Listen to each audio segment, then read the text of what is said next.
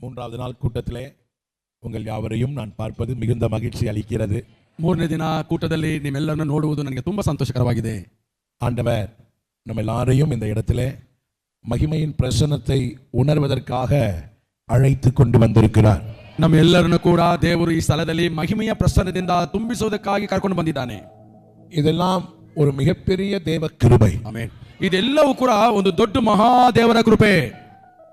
இந்த கிருபையை நினைக்கும் பொழுது நாம் திரும்பಿ பார்க்க வேண்டும் ஆண்டவர் நம்மளை எப்படி நடத்தி கொண்டு வந்திருக்கிறார். ಈ ಕೃಪೆಯನ್ನು ನೆನೆಸುವಾಗ ದೇವರು ನಮ್ಮನ್ನು ಯಾವ ರೀತಿ ಹಿಂದುಗಡೆ ನಡೆಸಿಕೊಂಡು ಬಂದಿದ್ದಾನೆ ಎಂಬುದಾಗಿ ನಾವು ತಿಳ್ಕೋಬೇಕಾಗಿದೆ. இந்த கட்டுகளை உடைக்கிற ஊழியத்தை நான் 26 வருஷமாய் செய்கிறேன். ಈ ಬಂಧನಗಳನ್ನು ಮುರಿಯುವಂತ ಸೇವೆ 26 ವರ್ಷದಿಂದ ನಾನು ಮಾಡ್ಕೊಂಡು ಬರ್ತಾ ಇದ್ದೀನಿ. 26 வருஷமும் இந்த ஊழியத்தை செஞ்சு நீங்க என்ன பாஸ்டர் சம்பாரிச்சீங்கன்னு என்ன கேட்டா 26 ವರ್ಷ ಈ ಸೇವೆ ಮಾಡಿ ನೀವು ಏನು ಸಂಪಾದನೆ ಮಾಡಿದ್ದೀರಾ ಅಂತ ನೀವು ನನ್ನ ಕೇಳುವುದಾದ್ರೆ உங்களை மாதிரி இருக்கிற ஆத்மாவை தான் சம்பாரிச்சிருக்கிறேன். ನಿಮ್ಮ ಹಾಗೆ ನನ್ನ ಆತ್ಮಗಳನ್ನು ಸಂಪಾದನೆ ಮಾಡಿದ್ದೀನಿ. Praise God. நிறைய ஊழியக்காரர்களை சம்பாதித்திருக்கிறேன். ಅನೇಕ ಸೇವಕರುಗಳನ್ನು ಸಂಪಾದನೆ ಮಾಡಿದ್ದೀನಿ. உங்களுக்கு ஒரு வார்த்தை சொல்றேன் பாருங்க. ನಿಮಗೆ ಒಂದು ಮಾತು ಹೇಳ್ತೀನಿ ಕೇಳ್ರಿ.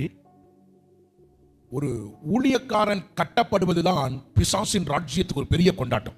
ಒಂದು ಸೇವಕರನ್ನ ಕಟ್ಟುವಂತ ಕಾರ್ಯ ಸೈತಾನಿಗೆ ಒಂದು ದೊಡ್ಡ ಕೊಂಡಾಟವಾಗಿರುತ್ತದೆ.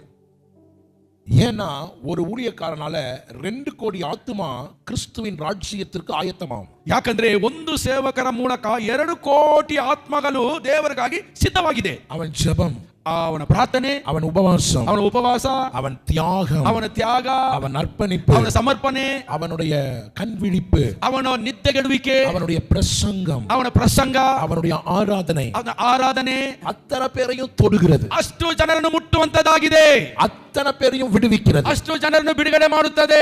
அதனால தான் சத்துருடைய டார்கெட் ஊழியக்காரர்கள். ಆದ್ದರಿಂದ ಸೈತಾನನ ಆಲೋಚನೆ ಸೇವಕರ ಮೇಲೆ பயங்கர கோபமாயிருப்பான், ಭಯಂಕರ ಕೋಪವಾಗಿರ್ತಾನೆ, பயங்கர எரிச்சலாயிருப்பான். ಭಯಂಕರ ಉರಿಯಾಗಿರ್ತಾನೆ. நீங்களும் நானும் இதெல்லாம் நல்லா புரிந்து கொள்ள வேண்டும். ನೀವು ನಾವು ಚೆನ್ನಾಗಿ ಅರ್ಥ ಮಾಡ್ಕೋಬೇಕು. அதற்கு தான் நான் சொல்லுவேன், ಅದಕ್ಕಾಗಿ ನಾನು ಹೇಳ್ತೇನೆ, உங்க பிள்ளைகள் ஊழியம் செய்றாங்களா, ನಿಮ್ಮ ಮಕ್ಕಳು ಸೇವೆ ಮಾಡ್ತಾರಾ, அவங்களை என்கரேஜ் பண்ணுங்க, ಅವರನ್ನು ಉತ್ಸಾಹ ಪಡಿಸಿರಿ, அவங்களை சபையில ஊழியம் செய்ய வைங்க. ಸಭೆಯಲ್ಲಿ ಸೇವೆ ಮಾಡೋದಕ್ಕೆ ಬಿಡ್ರಿ. ஊழியத்தை தவிர உலகத்துல சிறந்த வேலை எதுவுமே கிடையாது. ಸೇವೆಗಿಂತ ಲೋಕದಲ್ಲಿ ಹೆಚ್ಚಾದ ಒಂದು ಕೆಲಸ ಇಲ್ಲವೇ ಇಲ್ಲ. ಆಮೆನ್. பிள்ளைகளுக்கு சொல்லுங்கப்பா, நீ மைக்கு பிடிக்கிறதுக்கு முன்னால ನೀನು ಮಕ್ಕಳಿಗೆ ಮೈಕ್ ಇಡೋಕೆ ಮುಂಚೆ சர்ச் வாசப்படியில இருக்கிற செருப்பு அடுக்கு, ಅಂದ್ರೆ ಬಾಗಿಲಲ್ಲಿ ಇರುವಂತ ನಿನ್ನ ಸ್ಲಿಪ್ಪರ್ ಅನ್ನು ಜೋಡಿಸು. அதுல தான் உனக்கு பொறுமை வரும். ಅದರಲ್ಲಿ ನಿನಗೆ ತಾಳ್ಮೆ ಬರುತ್ತದೆ. டைரக்டா மைக்க பிடிச்சிட்டேனா, ಡೈರೆಕ್ಟ್ ಮೈಕ್ ಹಿಡ್ಕೊಂಡ್ಬಿಟ್ರೆ சவுண்ட் வைக்கலனா உனக்கு கோபம் வரும். ಸೌಂಡ್ ಇಡದೆ ಹೋದ್ರೆ ಕೋಪ ಬರುತ್ತೆ. ஓ, ஏன் மைக்கு மட்டும் சவுண்ட் வைக்கல? ಯಾಕೆ ಮೈಕ್ಗೆ ಸೌಂಡ್ ಇಟ್ಟಿಲ್ಲ? பக்கத்துல இருக்கிற மைக்ல சவுண்ட் இருக்கு, ಪಕ್ಕದ ಮೈಕ್ಗೆ ಸೌಂಡ್ ಇದೆ. இதெல்லாம் எப்படி வரும்? ಹೇಗೆ ಬರುತ್ತೆ? என்னைக்கு நீங்க செருப்பு அடுக்கி ಯಾವಾಗ ನೀವು ಚಪ್ಪಲಿಯನ್ನ ಜೋಡಿಸಿ 4 பேருக்கு தண்ணி ஊத்தி கொடுத்து 4 ಜನರಿಗೆ ನೀರು ಹಾಕಿಸಿಕೊಟ್ಟು எச்ச தட்ட கழுவி ತಿಂದ ಊಟ ಪ್ಲೇಟ್ ಅನ್ನು ತೊಳೆದು டேபிள தொடச்சி ಟೇಬಲ್ ಅನ್ನು ಒರೆಸಿ டபராவை கழுவி ಡಬ್ಬವನ್ನು ತೊಳೆದು 4 பேர்கிட்ட திட்டு வாங்கி 4 ಜನ ಹತ್ರ ಉಗಿಸ್ಕೊಂಡು 4 பேர்கிட்ட திட்டு வாங்கும்போது சகிச்சு 4 ಜನ ಹತ್ರ ಉಗಿಸ್ಕೊಳ್ಳುವಾಗ ಸಹಿಸಿ நிதானமா இருந்து ನಿಧಾನವಾಗಿದ್ದು பொறுமையா பேசி ತಾಳ್ಮೆಯಾಗಿ ಮಾತಾಡಿ அன்பை சம்பாதிச்சு ಪ್ರೀತಿಯನ್ನು ಸಂಪಾದಿಸಿ மேல ஏறி பிரசங்கம் பண்ணீங்கன்னா ಮೇಲೆ ಹತ್ತಿ ಪ್ರಸಂಗ ಮಾಡುವುದಾದ್ರೆ உங்க லைஃப் தான் பிரசங்கம். ನಿಮ್ಮ ಜೀವನ ಪ್ರಸಂಗ. ரொம்ப ஞானமாய் நாம் சபையிலே நடக்க வேண்டும். ತುಂಬಾ ಜ್ಞಾನವಾಗಿ ನಾವು ಸಭೆಯಲ್ಲಿ ನಡ್ಕೋಬೇಕು. நீங்க ஒரு சர்ச்சில் இருக்கிறீங்கன்னா ನೀವು ಒಂದು ಸಭೆಯಲ್ಲಿ ಇರುವುದಾದ್ರೆ நான் சொல்ற ஆலோசனையை கேட்டுட்டு போங்க. ನಾವು ಹೇಳುವ ಆಲೋಚನೆ ಕೇಳ್ಬಿಟ್ಟು ಹೋಗಿರಿ. ஒரு 3-4 காரியம் நான் உங்களுக்கு சொல்றேன். ಒಂದು 3-4 ವಿಷಯ ಹೇಳ್ತೀನಿ. உங்களை சர்ச்சில் ஆண்டவர் வச்சிட்டாரா, ನಿಮ್ಮನ್ನು ಸಭೆಯಲ್ಲಿ ದೇವರು ಇಟ್ಟಿದ್ದಾನಾ, அந்த சபைக்காக நீங்க திறப்புல நிக்கணும். ಆ ಸಭೆಗಾಗಿ ನೀವು ಬಾಗಿಲಲ್ಲಿ ನಿಲ್ಲುವರಾಗಿರಬೇಕು. ஏன் உங்க ஆண்டவர் அந்த சர்ச்சில் வச்சிருக்காரு? ಯಾಕೆ ದೇವರು ಇಟ್ಟಿದ್ದಾನೆ? 2 காரியத்துக்காக தான் நீங்க சர்ச்சை விட்டு வெளியே வந்துடணும். 2 ಕಾರ್ಯಕ್ಕಾಗಿ ಮಾತ್ರ ಚರ್ಚ್ ಬಿಟ್ಟು ಹೊರಗಡೆ ಬರಬೇಕು. 2 காரியத்தை பாத்துட்டீங்களா? 2 ಕಾರ್ಯ ನೋಡಿದ್ದೀರಾ? அந்த சர்ச்சுக்கு உங்களுக்கு சம்பந்தமே ಆ கிடையாது. ಚರ್ಚಲ್ಲಿ ನಿಮಗೆ ಸಂಬಂಧ ಇಲ್ಲ. உங்க பணம் அங்க போக கூடாது, ನಿನ್ನ ಹಣ ಅಲ್ಲಿ ಹೋಗಬಾರ್ದು, நீங்க போக கூடாது, ನೀವು ಹೋಗಬಾರ್ದು, உங்க நிழல் அங்க இருக்க கூடாது, ನಿಮ್ಮ ನೆರಳಲ್ಲಿ ಇರಬಾರ್ದು. ஆனா ಆದ್ರೆ அந்த 2 காரியம் போலையா, ಆ 2 ಕಾರ್ಯ ಇದೆಯಾ, அந்த 2 காரியம் நடக்கலையா, ಆ 2 ಕಾರ್ಯ ನಡಲಿಲ್ವಾ, நீங்க அண்டர்ஸ்டாண்ட் பண்ண வேண்டிய விஷயம், ನೀವು ಅರ್ಥ ಮಾಡ್ಕೋಬೇಕಾಗಿತ್ತು, அந்த சர்ச்சில் இருக்கிற எல்லா இடத்துலயும் உங்க பங்கு இருக்கணும். ಆ ಸಭೆಯಲ್ಲಿ ಎಲ್ಲಾ ಭಾಗಗಳು ನಿಮ್ಮಲ್ಲಿ ಇರಬೇಕಾಗಿದೆ. அம்மா sit down, அம்மா sit down, don't walk, அம்மா darling, don't walk, sit down, distraction is a killer. Jesus. So நீங்க ஒரு சபையில இருந்துட்டீங்கன்னா, ನೀವು ಒಂದು ಸಭೆಯಲ್ಲಿ ಇರುವುದಾದ್ರೆ அந்த சர்ச்சை பாதுகாக்க வேண்டியது உங்க கடமை. ಆ ಸಭೆಯನ್ನು ಕಾಪಾಡುವುದು ನಿಮ್ಮ ಕರ್ತವ್ಯ. இருக்கிற எல்லா அரசியலும் சர்ச்சில் தான் இருக்கும். ಇರುವಂತ ಎಲ್ಲಾ ರಾಜಕೀಯ ಸಭೆಯಲ್ಲಿ ಇರುತ್ತೆ. என்ன பேச மாட்டீங்க? ಏನ್ ಮಾತಾಡ್ತಾ ಇಲ್ಲ? டி.கே. சிவகுமார் கிட்ட கூட இருக்காது. ಡಿ.ಕೆ. ಶಿವಕುಮಾರ್ ಹತ್ರ ಕೂಡ ಇರಲ್ಲ, சர்ச்சில் தான் இருக்கும். ಸಭೆಯಲ್ಲೇ ಇರುತ್ತೆ. நீங்க அதை எதையுமே பார்க்க கூடாது. ಯಾವುದನ್ನು ನೋಡಬೇಡ. நீங்க பார்க்க போறது இயேசுவை.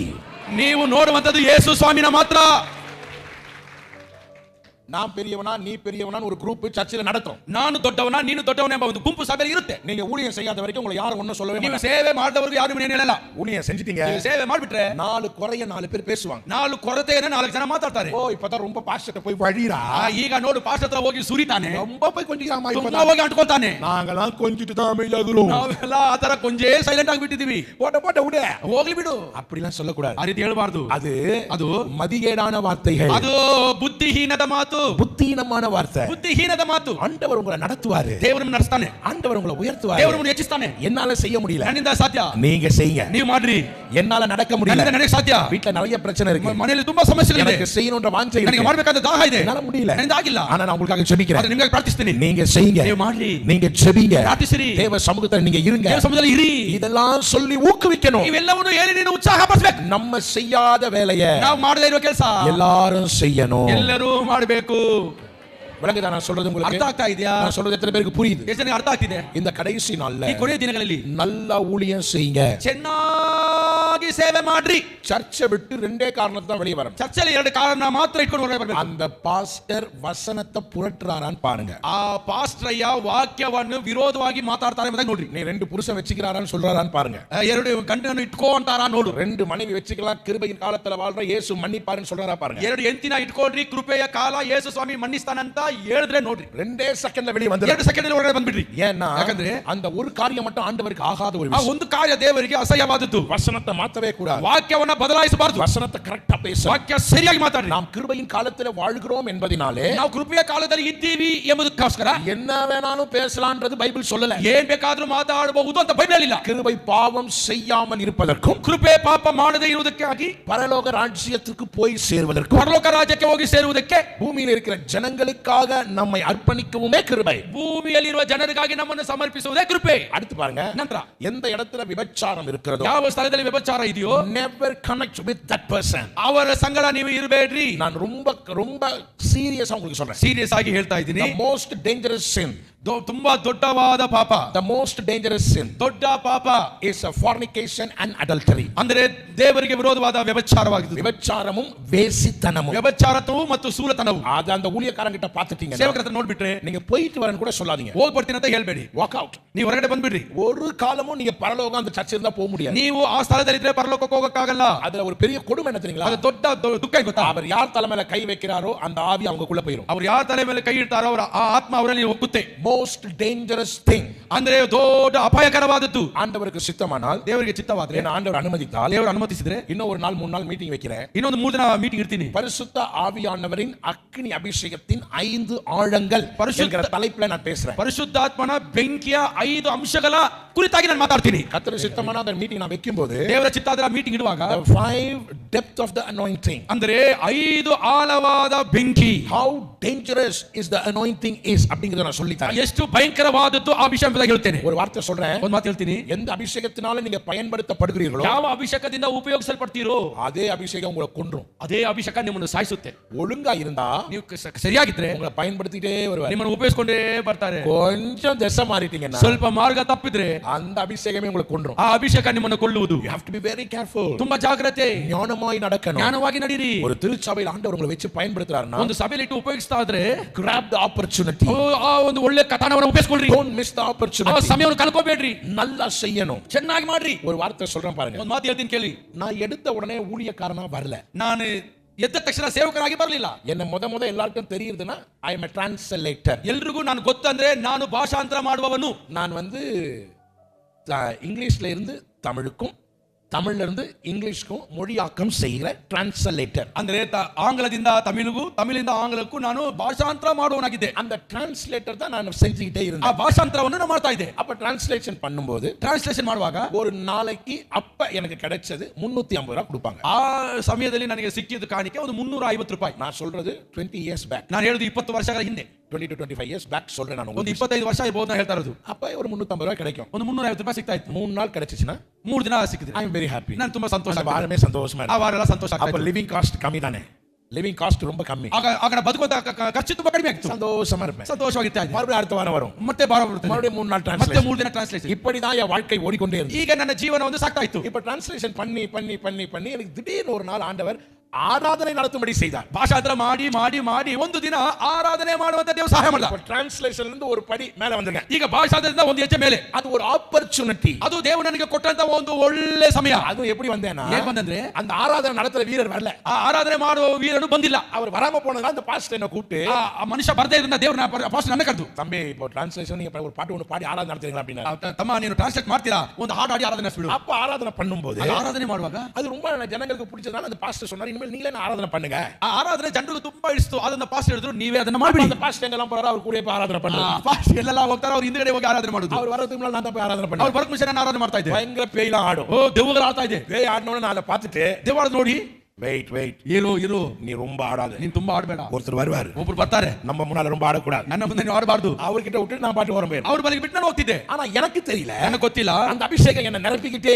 இருக்குது. ಅಭಿಷೇಕ ನನ್ನ ತುಂಬಿಸ್ತಾನೆ ಇದೆ ಎಂಬುದಾಗಿ நீங்க அண்டர்ஸ்டாண்ட் பண்ணணும். ಅರ್ಥ ಮಾಡ್ಕೊಳ್ರಿ. ஏதோ ஒரு காரியத்துல ஊழியத்துக்கு வர்றது கிடையாது. ಯಾವುದೋ ಒಂದು ವಿಷಯದಲ್ಲಿ ನಾನು ಬಂದಿಲ್ಲ. Use the opportunity. ದೇವರು ನಿನಗೆ ಕೊಡುವಂತ ಸಮಯವನ್ನು ಉಪಯೋಗ ಮಾಡು. அந்த தருணத்தை பயன்படுத்தினா மட்டும்தான் God will exalt you. ಆ ಸಮಯವನ್ನು ನೀನು ಉಪಯೋಗಿಸುವಾಗ ದೇವರು ಇನ್ನೂ ಕೂಡ ನಿನ್ನನ್ನು ಮಹಿಮೆ ಪಡಿಸುವಂತೆ ಮಾಡ್ತಾನೆ. ஒரு நாள் திடீர்னு அந்த பிரசங்கியாருக்கு உடம்பு முடியாம போயிருச்சு. ಆ ಪಾಸ್ಟರ್ಗೆ ಒಂದು ದಿನ ಶರೀರದಲ್ಲಿ ಬಲಹೀನತೆ ಆಗೋಯ್ತು. ஆராதனை பண்ணிட்டே இருக்க எனக்கு ஒரு ரெசிப்ட்ல எழுதி கொடுக்குறாங்க. ಆರಾಧನೆ ಮಾಡ್ತಾ ಇದ್ರೆ ಒಂದು ಚೀಟಿ ಬರ್ತಾ ಇದೆ. பிரசங்கியார் வரவில்லை, ஆகவே நீங்கள் தான் பிரசங்கிக்க வேண்டும். ಪ್ರಸಂಗ ಮಾಡುವವರು ಬಂದಿಲ್ಲ, ಅದನ್ನ ನೀವೇ ಪ್ರಸಂಗ ಮಾಡಿ. என்னடா இது, அடுத்த ஒரு பெரிய தலைவலியா போச்சு நமக்கு. ದೊಡ್ಡ ತಲೆನೋವು ಬಂತಲ್ಲ ನನಗೆ. நம்ம பாட்டு எங்கேயோ டிரான்ஸ்லேஷன் பண்ணிட்டு இருந்தோம், ಭಾಷಾಂತರ ಮಾಡ್ತಿದ್ದೆ. அதுக்கப்புறம் என்ன பாட விட்டாங்க, ಆಮೇಲೆ ಹಾಡಲು ಬಿಟ್ರು. இப்ப பிரசங்க வேற பண்ண விடுறாங்க. ಪ್ರಸಂಗ ಬೇರೆನಾ? நான் என்ன பண்ண தெரியுமா, ನಾನು ಏನು ಗೊತ್ತಾ ಮಾಡಿದೆ, உடனே பிரசங்கம் பண்ண சொன்னாங்கல்ல, ಅಷ್ಟೇ ಪ್ರಸಂಗ ಮಾಡ್ತಾ ಇದ್ರಲ್ಲ, நிறைய டிரான்ஸ்லேஷன் பண்ணி நிறைய பேருடைய மெசேஜ் மைண்ட் இருக்கும். ತುಂಬಾ ಭಾಷಾಂತರ ಮಾಡಿ ಮಾಡಿ ಅನೇಕ ಪ್ರಸಂಗಗಳು ನನ್ನ ಮೂಲೆಯಲ್ಲಿದೆ. ಚಂದ್ರಶೇಖರನ ಕರೆಕ್ಟ್. வெள்ளக்காரன் பண்ணது, ಒದ್ದೇಶವನ್ನು ಮಾಡಿದ್ದು, நீக்ரோக்காரன் பண்ணது, ಆಫ್ರಿಕಾದವರು ಮಾಡಿದ್ದು, ಎಲ್ಲ ಸ್ಟೋರೇಜ್ல இருக்கும். ಎಲ್ಲ ಮೂಲೆಯಲ್ಲಿ ಕುತ್ಕೊಂಡ್ಬಿಟ್ಟಿದೆ. எல்லாத்தையும் எடுத்து ಎಲ್ಲವನ್ನು ತೆಗೆದು கடகட ஒண்ணா சேர்த்து ಎಲ್ಲವನ್ನು ಒಂದು ಸೇರಿ அப்படி ஒரு மிக்சிங் கொடுத்து ಒಂದು ಮಿಕ್ಸ್ கொடுத்தா பாருங்க ஒரு பிரசங்கத்தை. ಒಂದು ಪ್ರಸಂಗ ಕೊಟ್ಟ ನೋಡ್ರಿ. எனக்கு தேவை, I want to graph the opportunity. ನನಗೆ ಬೇಕಾಗಿದ್ದು ದೇವರು ಕೊಟ್ಟ ಸಮಯವನ್ನು ಉಪಯೋಗ ಮಾಡ್ಕೋಬೇಕು. நல்ல மைண்ட்ல வச்சு, நான் யாருக்கு தீர்க்க தரிசனமா ನಾನು பேசுறேன், ಪ್ರವಾದನೆ ಮಾಡ್ತಾ ಇದ್ದೆ. ஒரு தருணம் கிடைச்சா யூஸ் பண்ணிரணும். ದೇವರೊಂದು ತರುಣವನ್ನು ಕೊಟ್ಟ ನೀನು ಉಪಯೋಗ ಮಾಡ್ಕೋ. நான் பிரசங்கம் பண்ண பாருங்க, ನಾನು ಪ್ರಸಂಗ ಮಾಡಿ ನೋಡಿ. நான் பிரசங்கம் பண்ண செய்தி அந்த பாஸ்டர் காதுக்கு போச்சு. ನಾನು ಮಾಡಿದ ಪ್ರಸಂಗ ಆ ಪಾಸ್ಟರ್ ಕಿವಿಗೆ ಬಿತ್ತು. அவர் சொன்னாரு, ಅವರು ಹೇಳಿದ್ರು, டேய் முதல் நாள் நீ பயங்கரமா பேசிட்ட போல இருக்கு, ಫಸ್ಟ್ ಮೊದಲ ದಿನ ಚೆನ್ನಾಗಿ ಮಾತಾಡ್ಬಿಟ್ಟೆ, 3 நாளுமே நீயே பேசிடுறா, 3 ದಿನ ನೀನೇ ಮಾತಾಡ್ಬಿಡು. ரைட் ஓகே பேசிடுற, ஒன்னும் பிரச்சனை இல்ல. ಏನು ಸಮಸ್ಯೆ ಇಲ್ಲ, ಮಾತಾಡ್ಬಿಡ್ತೀನಿ. நானே ஆராதனை நடத்துறேன், ನಾನೇ ಆರಾಧನೆ ನಡೆಸ್ತೀನಿ, நானே பிரசங்கம் ನಾನೇ பண்ணேன், ಪ್ರಸಂಗ ಮಾಡ್ತೀನಿ, நல்ல சந்தோஷமா ಸಂತೋಷವಾಗಿ. பேய் அடிச்சு பாருங்க, ನೋಡಿ ದೆವ್ವ ஜீசஸ் அப்படினா ಯೇಸುವೆ ಅಂದೆ, கீழே விழுந்துச்சு, ಕೆಳಗೆ ಬಿದ್ದೋಯ್ತು. ஆஹா இது ஒரு நல்லா இருக்கே நமக்கு, ಇದು ಚೆನ್ನಾಗಿದೆಯಲ್ಲ. ஒரே வார்த்தை சொன்ன உடனே கீழே விழுது, ಒಂದೇ ಮಾತು ಹೇಳಿದ ತಕ್ಷಣ ಬಿದ್ದೋಯ್ತಲ್ಲ. ஜீசஸ் ಯೇಸುವೆ, அப்புறம் மெல்ல இப்படி கை காமிச்ச பாருங்க, ಸ್ವಲ್ಪ ಕೈ ತೋರಿಸಿದ್ರೆ ஆஹா டமால் இன்னொரு கீழே விழுது. ಇನ್ನೊಂದು நம்ம எதுக்கு இதெல்லாம் விடணும், ಯಾಕೆ ಬಿಡಬೇಕು? இப்ப நீங்க ಅண்டರ್ಸ್ಟ್ಯಾಂಡ್ பண்ணணும். ಅರ್ಥ ಮಾಡ್ಕೋ. என்ன அண்டர்ஸ்ಟ್ಯಾಂಡ್ ಏನು ಅರ್ಥ ಮಾಡ್ಕೋಬೇಕಂದ್ರೆ, யாரு கூட நீங்க அசோசியேட்டா இருக்கிறீங்களோ, ಯಾರ ಜೊತೆ ನೀವು ಸಹವಾಸದಲ್ಲಿ ಇರ್ತೀರೋ அங்க இருக்கிறது இங்கேயும் வந்துரும். ಅಲ್ಲಿ ಇರೋದು ಇಲ್ಲಿ ಬರುತ್ತೆ. பேச மாட்டீங்க நீங்க, நல்ல சத்தமா சொல்லுங்க ஹalleluya சொல்ல. நெருப்பு கூட நீங்க இருந்தா, ಬೆಂಕಿ ಜೊತೆ ಇದ್ರೆ தண்ணி மாதிரி இருக்க மாட்டீங்க, ನೀರ್ ತರ ಇರಲ್ಲ. நீங்களும் நெருப்பா தான் இருப்பீங்க. ನೀವು ಕೂಡ ಬೆಂಕಿಯಾಗಿ ಇರ್ತೀರಾ. எத்தனை பேர் சொல்றீங்க ஆமென்? எத்தனை பேர் விசுவாசிக்கிறீங்க? நீங்களும் நெருப்பா தான் இருப்பீங்க, ನೀವು ಬೆಂಕಿಯಾಗಿ ಇರ್ತೀರಿ. ಎಸ್. அதுக்கப்புறம் மெல்ல மெல்ல மெல்ல மெல்ல எல்லாரும் என்ன கூப்பிட ஆரம்பிச்சாங்க. ಆಗ ನಂತರ ಸ್ವಲ್ಪ ಸ್ವಲ್ಪ ಎಲ್ಲರೂ ನನ್ನ ಕರೆಯಲು ಪ್ರಾರಂಭಿಸಿದ್ರು. அப்புறம் அந்த டெலிவரன்ஸ் மினிஸ்ட்ரியில கவனத்தை செலுத்தினேன். ಆಗ ಬಿಡುಗಡೆ ಕೂಟದ ಮೇಲೆ ನಾನು ಗಮನವಿಟ್ಟೆ. அந்த டெலிவரன்ஸ் மினிஸ்ட்ரியில ஆழமா போன உடனே ಆ ಬಿಡುಗಡೆ ಕೂಟ ಆಳಕ್ಕೆ ನಾನು ಹೋಗುವಾಗ ஆண்டவர் எனக்கு சொல்லி கொடுக்க ஆரம்பிச்சார். ದೇವರು ನನಗೆ ಹೇಳಿಕೊಡಲು ಪ್ರಾರಂಭಿಸಿದ್ರು. இங்க பாரு, ಇಲ್ಲಿ ನೋಡು, டெலிவரன்ஸ்லயே கவனம் செலுத்தினீனா ನೀನು ಬಿಡುಗಡೆಯಲ್ಲೇ ಗಮನ ಸಲ್ಲಿಸುವುದಾದ್ರೆ ஒன்னால ஊழியத்தை நல்லா செய்ய முடியாது. ನಿನ್ನಿಂದ ಸೇವೆ ಚೆನ್ನಾಗಿ ಮಾಡಕ್ಕಾಗಲ್ಲ. ஆட என்னடா இது அடுத்த ஒரு பிரச்சனை ஆட்டிருக்குது இது. ಇದೇನಿದು ದೇವರಿಂದ ಒಂದು ಸಮಸ್ಯೆ ಆಗ್ತಿದಲ್ಲ ನನಗೆ. அப்ப நான் என்ன ஆண்டவரே செய்யணும்? ನಾನು ಏನ್ ಮಾಡ್ಬೇಕು ಸ್ವಾಮಿ? ஆண்டவர் சொல்றாரு, ದೇವರು ಹೇಳಿದ್ರು, நல்ல பைபிளை படி, ಚೆನ್ನಾಗಿ ಬೈಬಲನ್ನು ಓದು. அப்ப நான் திரும்ப ஆண்டவர்ட்ட ஒரு கேள்வி ನಾನು போடுறேன். ದೇವರಿಗೆ ಪ್ರಶ್ನೆ ಕೇಳಿದೆ. நிறைய பிரசங்கம் தான் இங்க இருக்குல, ತುಂಬಾ ಪ್ರಸಂಗ ಇಲ್ಲಿ ಇದೆಯಲ್ಲ. நீங்க என்ன தூக்கி தலைக்கீழ இப்படி உழுக்குனீங்கன்னா, ನೀವು ನನ್ನ ಎತ್ತಿನ ತಲೆ ಕೆಳಗಡೆ ಹಿಂಗೆ ಅಲ್ಲಾಡಿಸಿದ್ರೆ ஒரு 10,000 பிரசங்கம் உங்களுக்கு கீழ, ಒಂದು 10,000 ಪ್ರಸಂಗ ಕೆಳಗಡೆ ಬೀಳುತ್ತೆ. 10,000 பிரசங்கத்தை ஓட்ட முடியாத வண்டி, 10,000 ಇಟ್ಕೊಂಡು ನನ್ನ ಗಾಡಿ ಓಡಿಸಬಹುದಲ್ಲ. 10,000 பிரசங்கம் பூரா வயசுல ஓட்டிடலாமே. 10,000 ಪ್ರಸಂಗ ಓಡಿಸಬಹುದಲ್ಲ. அதெல்லாம் நீ கேட்கிறதுக்கு இன்ட்ரெஸ்டா இருக்கும், ಅದು ಕೇಳೋದಕ್ಕೆ ಇಂಟ್ರೆಸ್ಟ್ ಆಗಿರುತ್ತೆ. ஆனா ಆದ್ರೆ நீ பைபிள் படிச்சா, ಬೈಬಲ್ ಓದೋದಾದ್ರೆ நீ சோதனையில உறுதியா நிக்காது பிரயோஜனம். ನೀನು ಶೋಧನೆಯಲ್ಲಿ ನೀನು ಗಟ್ಟಿಯಾಗಿ ನಿಲ್ಲಲು ಸಾಧ್ಯ. அப்ப நான் டிசைட் பண்ணிட்டேன். ಆಗ ಅರ್ಥ ಮಾಡ್ಕೊಂಡೆ, ஐயோ வரங்கள் ஒரு பக்கம் வேலை செஞ்சாங்க, ವರಗಳ ಒಂಥರ ಕೆಲಸ தீர்க்கதரிசனம் ஒரு பக்கம் வேலை செஞ்சாங்க, ಕೆಲಸ ಮಾಡ್ತಾರೆ, பிசாசு ஆடுனாலும் ಸೈತಾನ ಆಡಿದ್ರು, கட்டு உடைச்சாலும் ಬಂಧನಗಳು ಮುರಿಯಲ್ಪಟ್ರು. பைபிள் தான் முக்கியம். ಬೈಬಲೇ ಮುಖ್ಯ.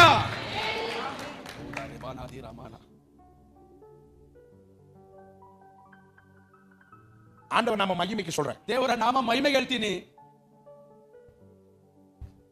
நான் பொதுவா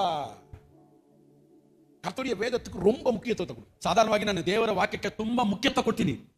நேரா போனேன், ನೇರ ಹೋದೆ, எங்க ஊர்ல இருக்க இஎல்எஸ்க்கு போனேன். ನಮ್ಮ ಊರಲ್ಲಿ ಇಎಲ್ಎಸ್ ಹೋದೆ, நேரா போய் ಹೋಗಿ மேனேஜர் பார்த்தேன், ಮ್ಯಾನೇಜರ್ ನೋಡಿ பைபிள் வேணும்னு கேட்டேன். ಬೈಬಲ್ ಬೇಕಂತ ಹೇಳಿದ್ರು. அவர் என்ன தெரியுமா சொன்னாரு? ಏನು ಗೊತ್ತಾಯ್ತು? ஏய் ஒரு பைபிள் வாங்குறதுக்கு என்கிட்ட பேச, ಏನು ಒಂದು ಬೈಬಲ್ ತಗೊಳ್ತೀನಿ ನನ್ನ ಹತ್ರ ಮಾತಾಡ್ತೀನಿ, ஒரு பைபிள் என்ன டிஸ்கவுண்ட் கேக்குற? ಒಂದು ಬೈಬಲ್ ಏನು ಡಿಸ್ಕೌಂಟ್ ಕೇಳ್ತಾರೆ? ஹலோ மேனேஜர், ಮ್ಯಾನೇಜರ್ ஒரு பைபிள் வாங்க வரல, ಒಂದು ಬೈಬಲ್ ತಗೊಳ್ಳಿ ಬಂದಿಲ್ಲ, 1 லட்சம் ரூபாய் கொண்டு வந்திருக்கேன், 1 ಲಕ್ಷ ತಂದಿದ್ದೀನಿ, பைபிள் கொடு. ಬೈಬಲ್ ಕೊಡು.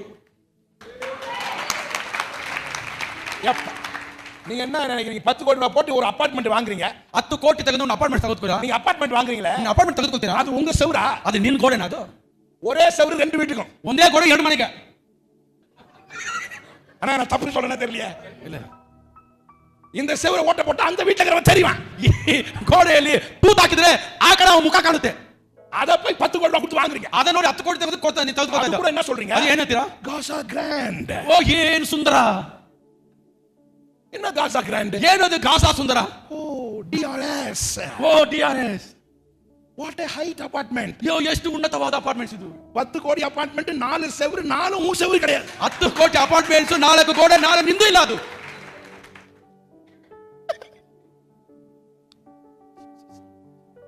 பைபிள் வாங்கினேன், ಬೈಬಲ್ ತೆಗೆದುಕೊಂಡೆ, கட பைபிள் படிக்க ஆரம்பிச்சேன். ನಾನು ತುಂಬಾ ವಾಕ್ಯಗಳನ್ನು ಓದ್ತಾ ಹೋದೆ. நான் என்ன பண்ண தெரியுமா? ನಾನು ಗೊತ್ತಾ ಮಾಡಿದೆ, ஒவ்வொரு பைபிள் முடிச்சு ಒಂದೊಂದು ಬೈಬಲ್ ಮುಗಿಸಿ என் சர்ச்சில் எல்லாருக்கும் ஒவ்வொன்றா கொடுத்தேன். ನನ್ನ ಸಭೆಯಲ್ಲಿ ಎಲ್ರಿಗೂ ಒಂದೊಂದು ಕೊಟ್ಟೆ. நீங்க கேட்டு பாருங்க, என் சர்ச்சில் ಕೇಳಿ ನೋಡಿ, என் சர்ச்சில் அத்தனை பேருக்கு ஒவ்வொன்றா கொடுத்தேன். 80 பைபிள் கொடுத்துருக்கேன் இது வரைக்கும். ಇದುವರೆಗೂ 80 ಬೈಬಲ್ ಕೊಟ್ಟಿದ್ದೀನಿ. ஒவ்வொன்றா படிச்சு தான் கொடுத்துருக்கேன். ಎಲ್ಲ ಓದಿ ಕೊಡ್ತಾ ಇದ್ದೀನಿ. ஏன் கொடுத்தா தெரியுமா? ಕೊಟ್ಟೆ. அந்த பைபிள் படிக்கிற ஆவி அவங்களுக்குள்ள வரணும். ಬೈಬಲ್ ಓದುವ ಆತ್ಮ ಅವನಲ್ಲಿ ಬರಬೇಕು.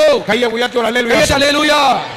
எனக்கு சொத்து பைபிள் மட்டும்தான். ನನಗೆ சொத்து பைபிள் ಮಾತ್ರನೇ. எனக்கு அபார்ட்மெண்ட் சொத்து இல்ல, ಅಪಾರ್ಟ್ಮೆಂಟ್ சொத்து ಅಲ್ಲ, இந்த பூமியில பேங்க் பேலன்ஸ் எனக்கு சொத்து இல்ல. ಈ ಭೂಮಿಯಲ್ಲಿ ಬರುವಂತ ಬ್ಯಾಂಕ್ ನಮಗೆ சொத்து ಅಲ್ಲ. கர்த்தருடைய வேதமே உயர்ந்த செல்வம்.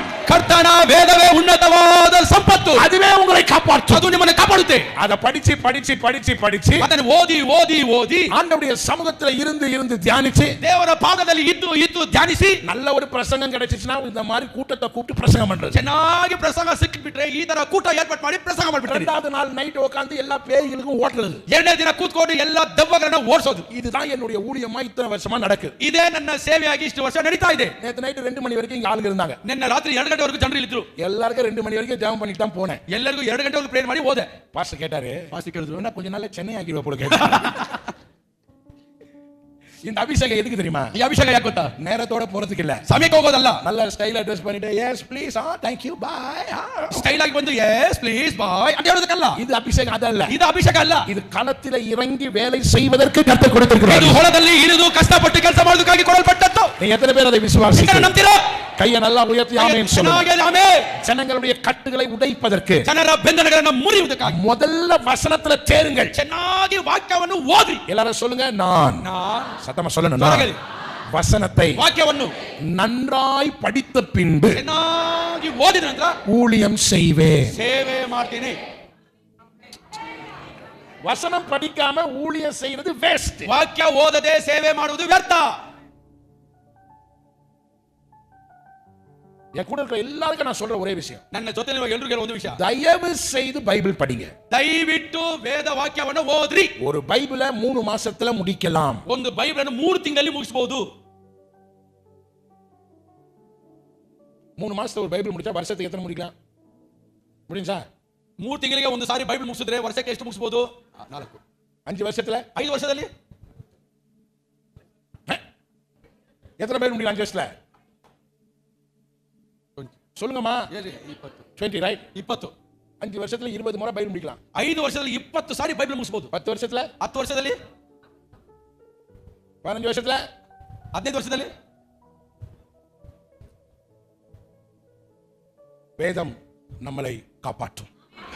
ದೇವರ ಬೈಬಲ್ ಸತ್ಯವೇದ ನಮ್ಮನ್ನು ಕಾಪಾಡುತ್ತದೆ. எத்தனை பேர் நம்புறீங்க? ஹalleluya. ஹalleluya. இந்த கடைசி நாள் கூட்டத்திற்கு ஆண்டவர் உங்களை கொண்டு வந்ததை நினைத்து பெரும் மகிழ்ச்சி அடைகிறேன். ಈ ಕೊನೆಯ ದಿನ ಕೂಟದಲ್ಲಿ ದೇವರು ನಿಮ್ಮೆಲ್ಲರನ್ನು ಕರ್ಕೊಂಡು ಬಂದಿದ್ದು ನನಗೆ ತುಂಬಾ ಸಂತೋಷಕರವಾಗಿದೆ. நேற்று நைட்டு அவ்வளோ பேரும் வந்து நிதானமாக உட்காந்து பொறுமையாக அவசரப்படாமல் ஜெபம் பண்ணிட்டு சாப்பிட்டுட்டு இன்னும் ஒரு 2 மணி நேரம் இழுத்துருந்தேன்னு வைங்க, அதிகாலை ஜெபம் தான்.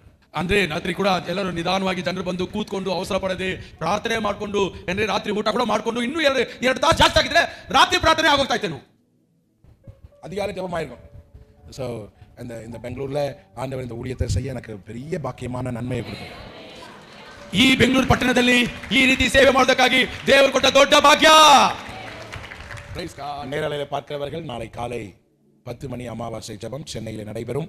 அப்பமும் எண்ணெயும் என்கிற தலைப்பிற்கு கீழாக பேசுகிறேன். தயவு செய்து வருகிறவர்கள் சென்னை ராயப்பேட்டை YMCA வந்து கலந்து கொள்ளுங்கள். கர்த்தர் உங்களை ஆசீர்வதிப்பார். தேவனுடைய பிள்ளைகளே, ஒவ்வொரு புதன்கிழமையும் என்னுடைய ஆஃபீஸில் நீங்கள் என்னை பார்க்கலாம். என் மனைவி வருவார்கள். இந்த ஒரு மாதம் அவங்க இல்லை, வெளிநாடு போயிருக்காங்க ஊழியத்திற்காக.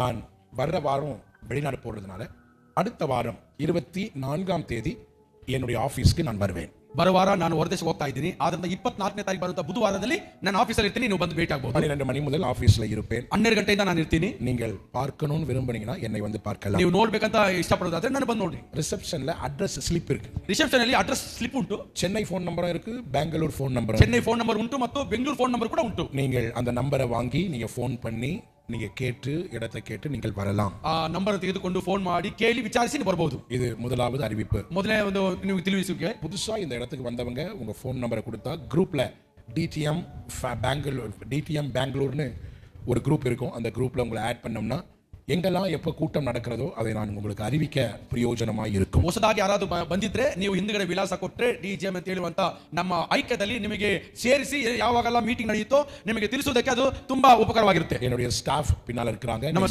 ಸ್ಟಾಫ್ ಹಿಂದ್ಗಡೆ ಇದ್ದಾರೆ. அவர்களை தொடர்பு கொண்டு உங்களுடைய ஃபோன் ಅವರನ್ನು ಭೇಟಿ ಮಾಡಿ ನೀವು ಫೋನ್ ನಂಬರ್ ದಯವಿಟ್ಟು ಕೊಟ್ಟು ತೆಗೆದುಕೊಂಡು ಹೋಗ್ರಿ. இது இரண்டாவது காரியம். ಇದು ಎರಡನೇ ವಿಷಯ.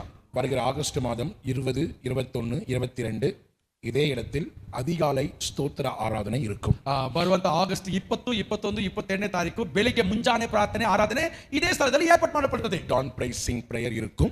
ಅಂದ್ರೆ ಬೆಳಿಗ್ಗೆ ಪ್ರಾರ್ಥನೆ ಕೂಡ ಇರುತ್ತದೆ. தவறாமல் நீங்கள் அதிகாலை 4 மணியிலிருந்து 6 மணி வரைக்கும் நடக்கிற ஜெபத்தில் கலந்து கொள்ளுங்கள். ಉದಯ ಮುಂಜಾನೆ 4 ಗಂಟೆಯಿಂದ 6 ಗಂಟೆವರೆಗೆ ನಡೆಯುವ ಪ್ರಾರ್ಥನೆಗೆ ನೀವು ಭಾಗವಹಿಸಬಹುದು. தேவனுடைய ஆசீர்வாதம் உங்கள் தலையின் மீது வந்து விழுவதாக. ದೇವರ ಆಶೀರ್ವಾದ ನಿಮ್ಮ ತಲೆ ಮೇಲೆ ಬಂದು ಬೀಳಲಿ. கை உயர்த்தி ஆமென் சொல்லுங்க. ಆಮೆನ್.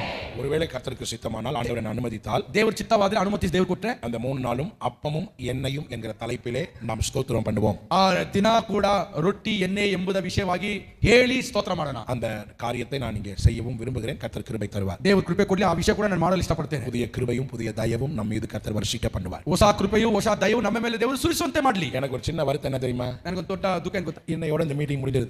ಇವತ್ತಿಗೆ ಇದು ಮುಗಿದು ಹೋಗುತ್ತೆ. அது எப்படி தெரியுங்களா? தேவ பிரசன்னத்திலேயே இருந்துட்டு நீங்க முடிச்சுட்டு வீட்டுக்கு போறோமே, உலகத்துக்குள்ள போற மாதிரியே இருக்கும். ಇದು 3 ದಿನ ಇದ್ದು ದೇವರ ಪ್ರಸನ್ನದಲ್ಲಿ ಇದ್ದು ಇದು ಮುಗಿದು ಒಳಗಡೆ ಹೋಗುವಾಗ ಏನೋ ಲೋಕದಲ್ಲಿ ಹೋಗ್ತಾ ಇರುತ್ತೆ. மறுபடியும் போய் அதே தலைவலிகளை பார்க்குற மாதிரியே இருக்கும்.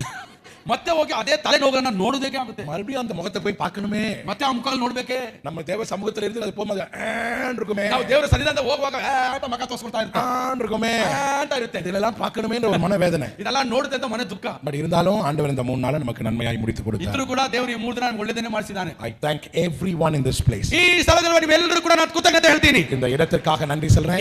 ಈ ಸ್ಥಳಕ್ಕಾಗಿ ಕೃತಜ್ಞತೆ ಹೇಳ್ತೀನಿ. எனக்கு ஒத்துழைப்பா இருந்த என்னுடைய அன்பு சகோதரர் பிரதர் பிரகாஷ்காக நான் ஆண்டவருக்கு நன்றி ನನ್ನ சொல்றேன். ಪ್ರಿಯ ಸಹೋದರ ಪ್ರಕಾಶ್ ಅವರಿಗೆ ನಾನು ಕೃತಜ್ಞತೆ ಹೇಳ್ಕೊಳ್ತೀನಿ. I thank all my volunteers and kitchen team. Volunteers ಅವರಿಗೂ ಮತ್ತೆ ಕಿಚನ್ ಟೀಮ್ಗೂ. I thank Daisy Pastor.